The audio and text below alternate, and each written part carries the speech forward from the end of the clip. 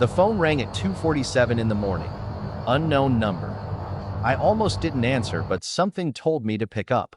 The voice on the other end was calm, measured, and about to destroy everything I thought I knew about my life. "Is this David?" "This is Marcus Thompson, your wife's ex-husband. I'm calling because I think you deserve to know what she's been lying about." My blood went cold. Sarah had told me her first marriage ended amicably, that Marcus was completely out of the picture, and they had zero contact.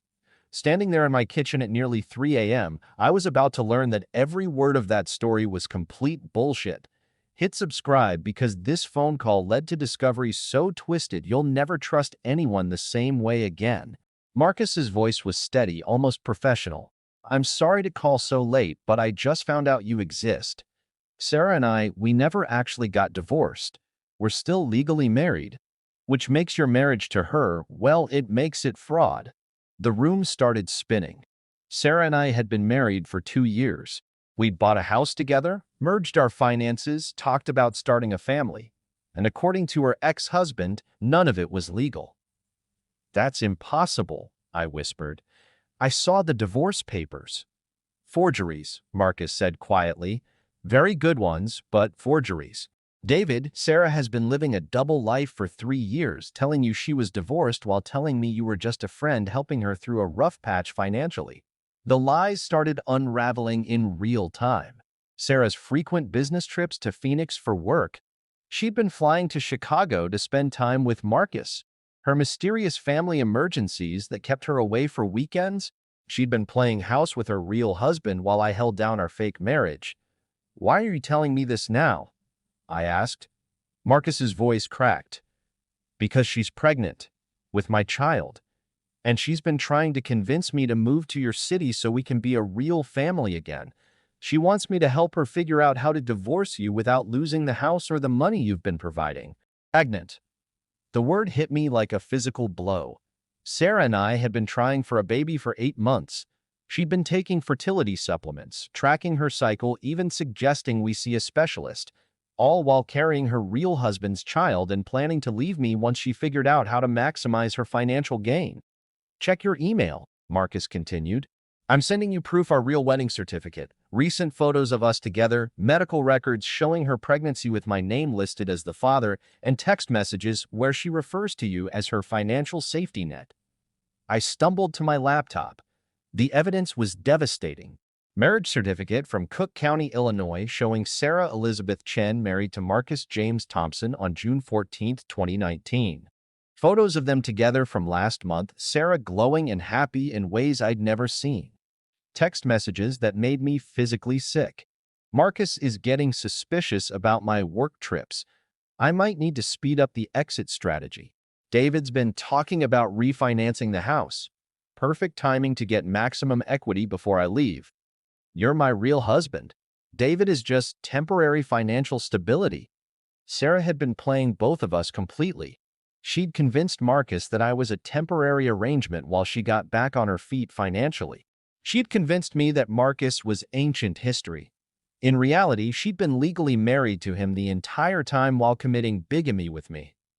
When Sarah came home from her business trip the next evening, I was waiting with printed copies of everything spread across the coffee table.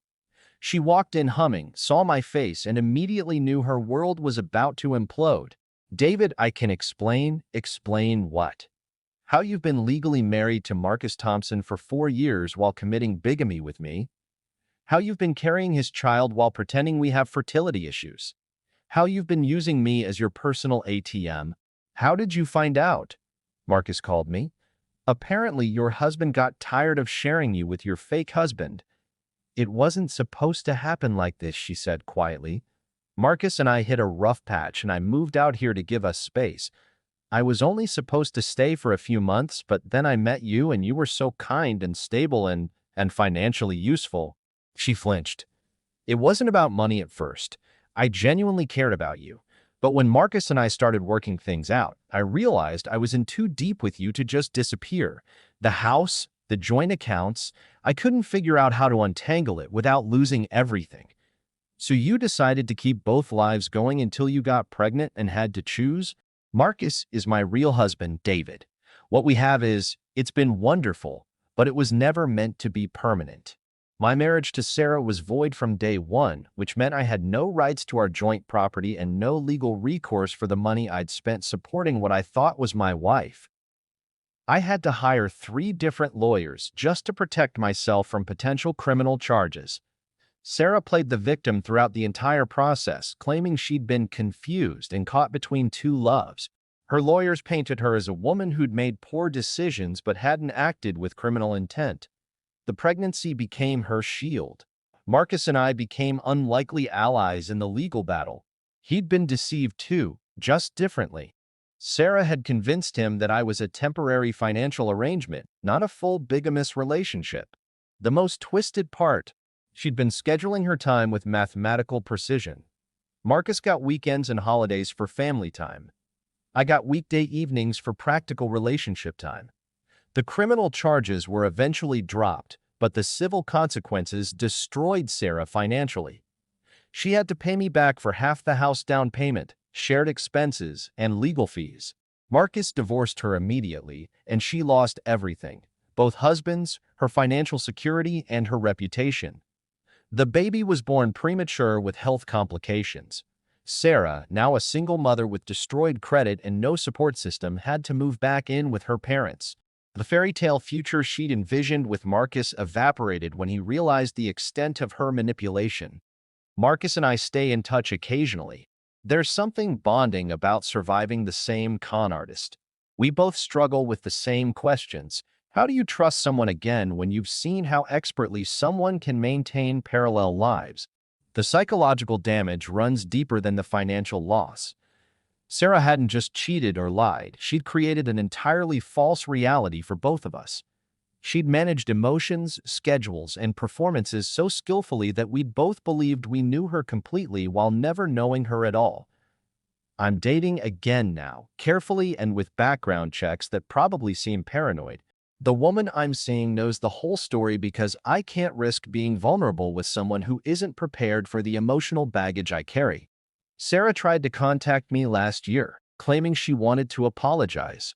I refused the meeting because some people are too dangerous to have in your life. She'd proven herself capable of maintaining complex deceptions for years while looking me in the eye and saying she loved me. The lesson isn't just about checking divorce papers or being suspicious of business trips. It's about recognizing when someone's stories don't quite add up, when their emotional availability seems compartmentalized, when they seem to have different versions of themselves for different situations.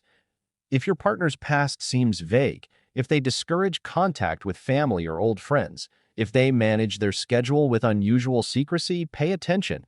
Sarah had kept Marcus and me from ever meeting anyone who might have exposed her double life. Marcus's phone call saved me from years more of being unknowingly complicit in bigamy. Sometimes the worst news is the best news you could receive, because living in someone else's lie is worse than facing the painful truth. That call destroyed my marriage, but it also freed me from a relationship built on criminal deception.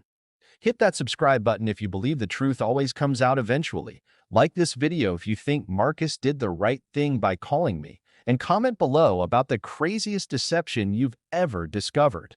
Sometimes the people we trust most are living completely different lives, and sometimes a stranger's phone call is the only thing standing between you and years more of being someone's unwitting victim.